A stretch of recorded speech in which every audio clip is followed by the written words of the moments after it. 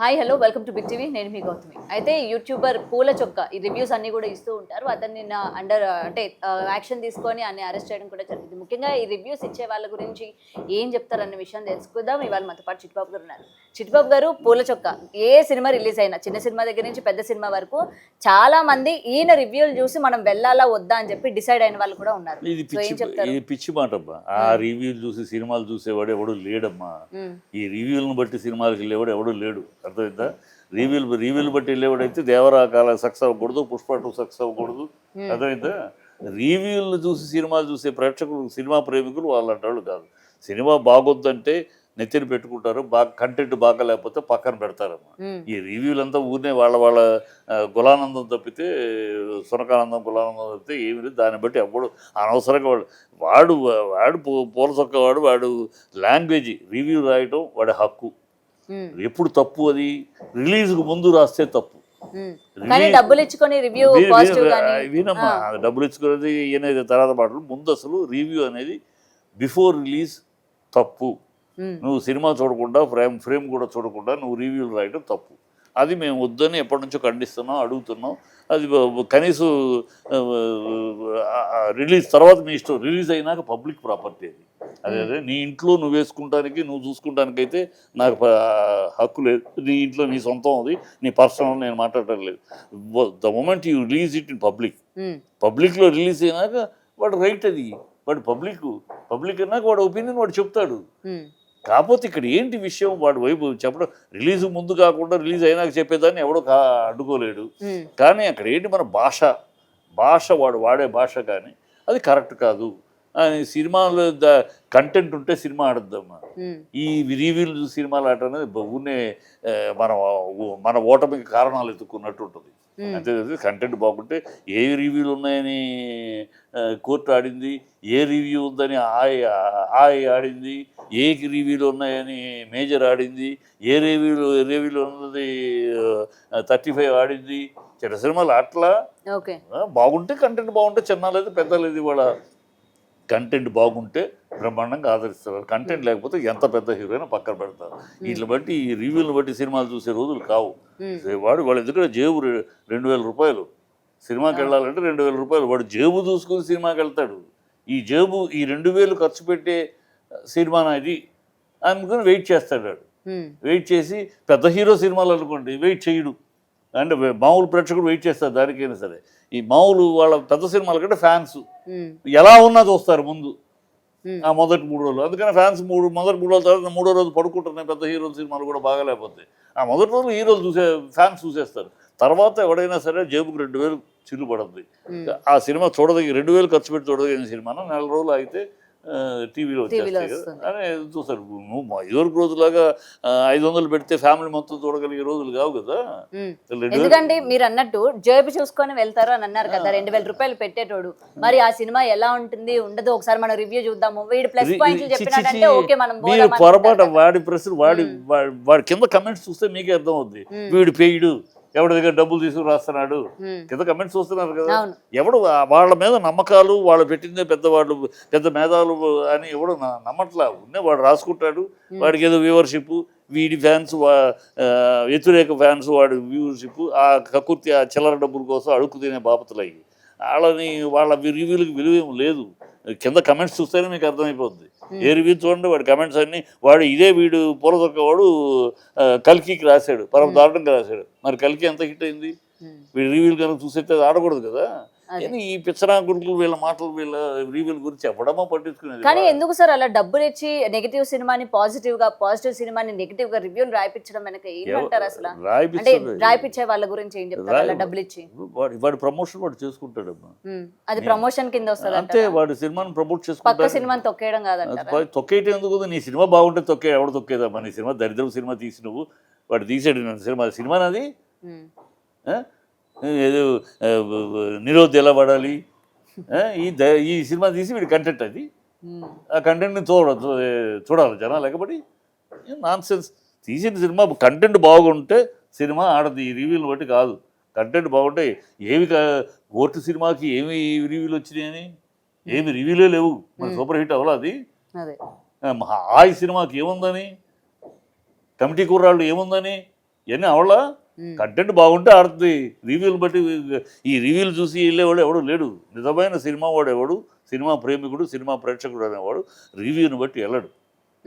రివ్యూని బట్టి ఈ చెత్త రివ్యూలు వాడు చెప్పేవాడికి ఎప్పుడు కూడా రివ్యూ చెప్పేవాడు వాడు ఒక స్థాయి కలిగిన వాడు, ఒక నాలెడ్జబుల్ కానీ వాడికి ఆ ఇమేజ్ ఉంటే ప్రజల్లో వీడు చాలా ఎక్స్పీరియన్స్ ఉంది, చాలా బాగా అని ఉంటే వీడు అమ్ముడు పోయి చెప్తున్నాడు, వాళ్ళ దగ్గర డబ్బులు తీసుకుని చెప్తున్నాడు అనే రాస్తున్నారు కింద. వీళ్ళ ఈ ముండమప్పులు వీళ్ళకి ఏం అర్హత ఉందని ఓ సినిమాని గురించి రాసే అర్హత ఈ పూల చొక్క వాళ్ళకి వీళ్ళకి ఏముంది, ఏం యోగ్యత అర్హత ఉంది, వాడు ఏం అనుభవం ఉంది, సినిమా అంటే ఏం తెలుసు వాడికి.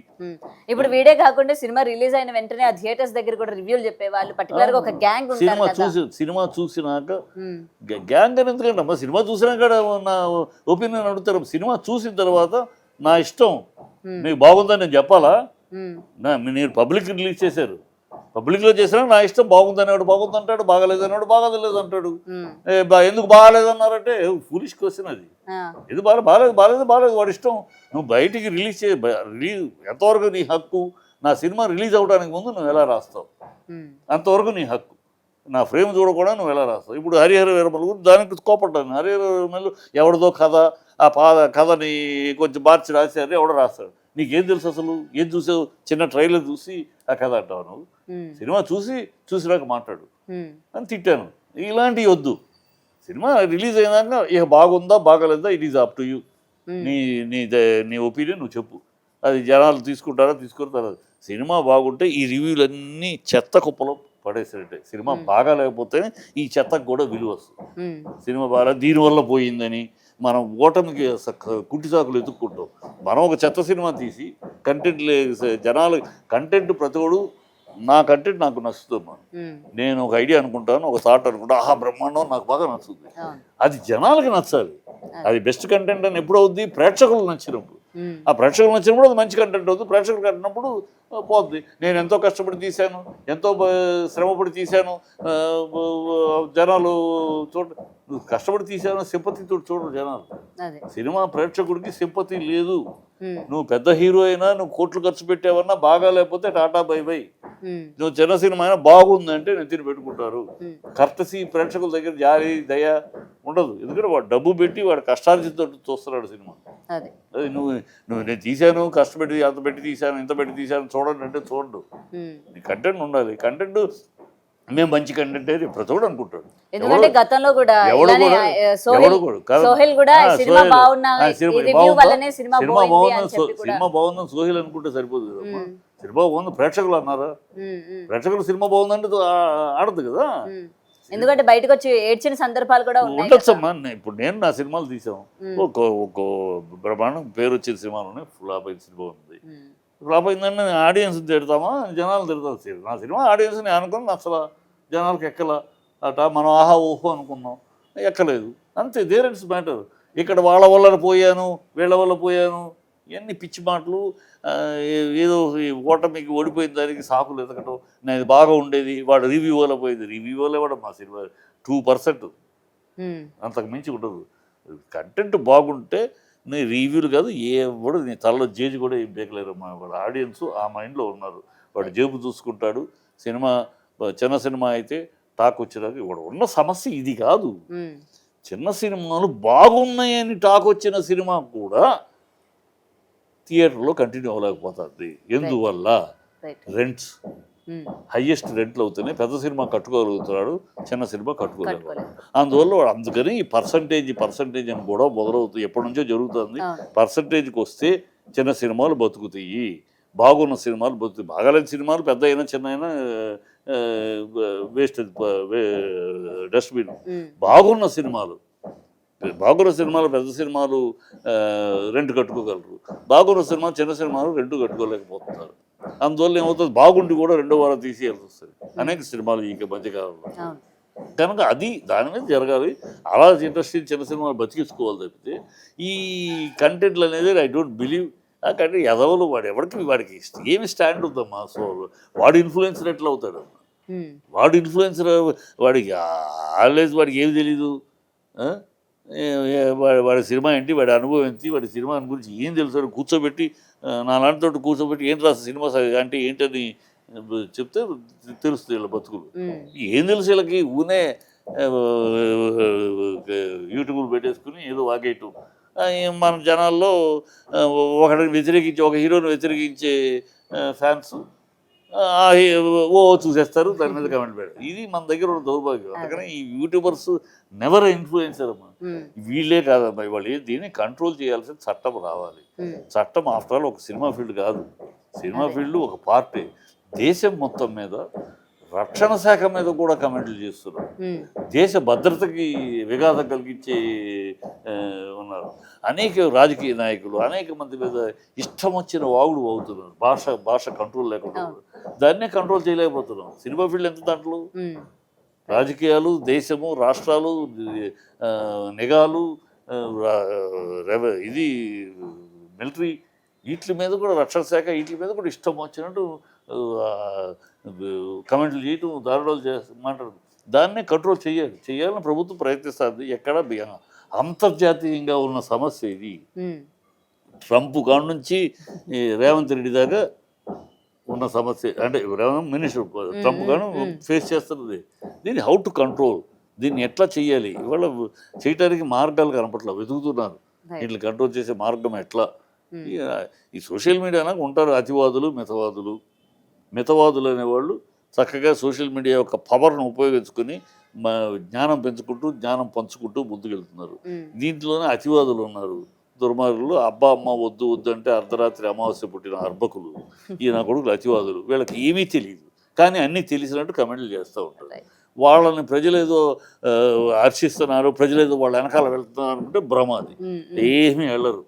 నీ సినిమా బాగుంటే, నీ కంటెంట్ బాగుంటే వాళ్ళని వెంట్రు కింద తీసేస్తారు. వాళ్ళ కంటెంట్ చదివితేనే మీకు అర్థమైపోద్ది. వాళ్ళ కమెంట్లు వేసినాక కిందకి చదివితే వరుసగా బూతులు తిడతా ఉంటారు. ఈ నా కొడుకు వాడి దగ్గర డబ్బులు తినేసి ఉంటాడు, వీడి దగ్గర వీళ్ళందరూ గుర్తుపెట్టిన వీళ్ళందరూ ఉన్నాయి. మనం వాళ్ళకి అనవసరంగా హీరోలు చేయటం, మనం ఈ మీడియా వాడిని ఇలాంటి వాళ్ళని వాడి మీద ఇంటర్వ్యూ, వాడి మీద ఒక పెద్ద చర్చ, వాడిని ఒక పెద్ద హీరో చేయటం, వాడిని ఒక సెలబ్రిటీ చేయటం, సన్నాసి వాడిని గురించి ఎందుకు ఇంత discussion. Okay, right sir, thank you. For more videos like this, subscribe Big TV channel.